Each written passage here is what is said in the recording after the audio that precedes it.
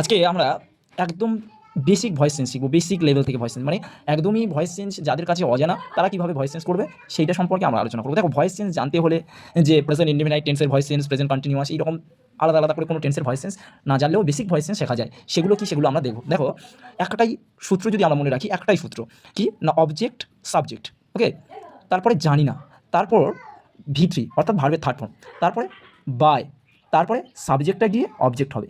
Just এই যে রুলসটা এটা খালি মনে রাখলেই অবশ্যই অর্থে ভয়েস চেঞ্জ আমরা করতে পারবো। চলো দেখে নেওয়া যাক। তবে আরেকটা জিনিস জানতে হবে, যদি আমরা বুঝতে পারি যে প্রেজেন্টে থাকে তাহলে অ্যাম অথবা ইজ অথবা আর হবে, যদি পাস্ট টেন্সে থাকে তাহলে ওয়াজ অথবা ওয়ার থাকবে, আর যদি ফিউচার টেন্সে থাকে তাহলে শ্যাল অথবা উইল, এর সাথে একটা বি যোগ হবে। ওকে, এই যে সূত্র এইটুকুনি মনে রাখলেই হবে, আর কিছু না জানলেও চলবে। ওকে, দেখো চলো দেখে নেওয়া যাক। একটা উদাহরণের মাধ্যমে আমরা সব টেন্সের ভয়েস চেঞ্জ করে দেখবো। দেখো, সি রাইটস এ লেটার, যদি আমরা এরকম বুঝি, আমাদের প্রথম কি কাজ, অবজেক্টটাকে সাবজেক্টে আনতে হবে। ওকে, এখানে অবজেক্ট খোঁজার একটাই নিয়ম। দেখো, সি রাইটস এ লেটার, অনেকে বলে যে সাবজেক্টকে কি বা কাকে দিয়ে প্রশ্ন করবে তার উত্তরে যেটা পাবে সেটা হলো অবজেক্ট। আমি বলবো ভার্বকে কি বা কাকে দিয়ে, ভার্বকে কি বা কাকে দিয়ে প্রশ্ন করলে তার উত্তরে যেটা পাবে সেটাই হলো অবজেক্ট। দেখো, আমরা যদি এখানে দেখি সি রাইটস এ লেটার, এখানে ভার্বটা কি রাইটসকে যদি আমরা এইভাবে ভাবি, কি লেখে এ লেটার, তার উত্তরে কি পাচ্ছি এ লেটার, এই লেটারটা এখানে অবজেক্ট হবে। ওকে, চলো রুলস অনুযায়ী কি, অবজেক্টটা সাবজেক্ট আসবে, এখানে অবজেক্টে এ লেটার, তাহলে এ লেটারটাকে আমরা আগে লিখব এ লেটার।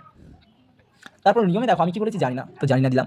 তারপরে কি, ভার্বের থার্ড ফর্ম, এখানে ভার্ব কি আছে, রাইটস আছে, রাইটের third form write, wrote, written, WRITTEN, written. তারপরে কি আছে নিয়মে, বাই, তাহলে বাই, এখানে সি থাকলে ওপরে গিয়ে কী হবে, আর। ওকে, দেখো এই ক্ষেত্রে এই জায়গাতে, এই জানিনার জায়গাতে, এই এতদূর পর্যন্ত করলে কিন্তু আমার 90% কভার হয়ে যায়। এই জায়গাটাতে কী হবে, দেখো এই জায়গাটাতে যেটা হবে সেটা দেখার জন্য তোমাকে ভার্বের দিকে লক্ষ্য করতে হবে। সেটা কী আছে দেখো, রাইটস এটা কিসে আছে, প্রেজেন্টে আছে না পাস্টে আছে না পারফেক্ট আছে। দেখো, এটা ভার্ব 1-এ আছে কারণ ইএস যোগ আছে, তাই না? এই যখন ইএস যোগ থাকবে, যদি পাস্টে থাকতো তাহলে কী হতো, রোট হতো।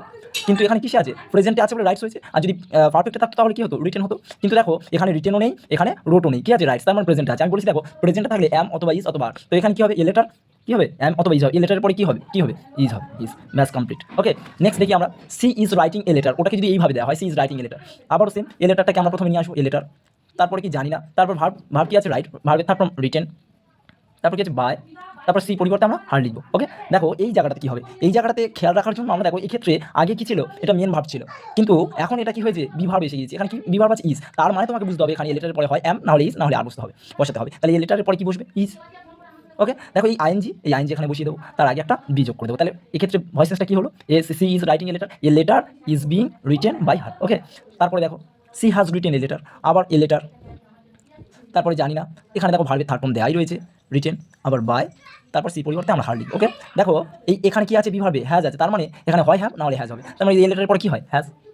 এইখানে একটা জিনিস মনে রাখতে হবে, যদি হ্যাভ হ্যাজ হয় তাহলে বিন হিসেবে একটা বিন আসবে। ওকে, আবার তারপরে এটা দেখো, সি রোট এ লেটার, তার মানে এ লেটার, তারপরে জানি না, তারপরে ভার্বের থার্ড ফর্ম রিটেন, তারপরে বাই, তারপরে হার। ওকে, দেখো এক্ষেত্রে কী রয়েছে, রোড রয়েছে, এক্ষেত্রে বিভাগ কী রয়েছে, রোড, মানে পাস্ট ফর্মে রয়েছে। আমি বলেছি যে প্রেজেন্টে থাকলে অ্যাম অথবা ইজ অথবা আর পাস্টে থাকলে ওয়াজ অথবা ওয়ার, তাহলে এক্ষেত্রে কী হবে, ওয়াজ অথবা এর লেটারের পর কী হয়, ওয়াজ। এটা যদি সিঙ্গুলার হয় ওয়াজ, তাহলে প্লুরাল হলে ওয়ার, তাহলে ওয়াজ, এটা কমপ্লিট হলো। তারপর দেখো C was writing a letter, one second a letter, তারপরে জানি না, তারপর ভার্বের থার্ড ফর্ম দেখো রিটেন, তারপরে বাই, তারপরে সি পরিবর্তে হার। ওকে, এখানে কী হবে সেটা দেখতে গেলে কি দেখবো, ওয়াজ দেখবো, তার মানে এখানে হয় ওয়াজ, না এ লেটারের পরে ওয়াজ হবে, ওয়াজ।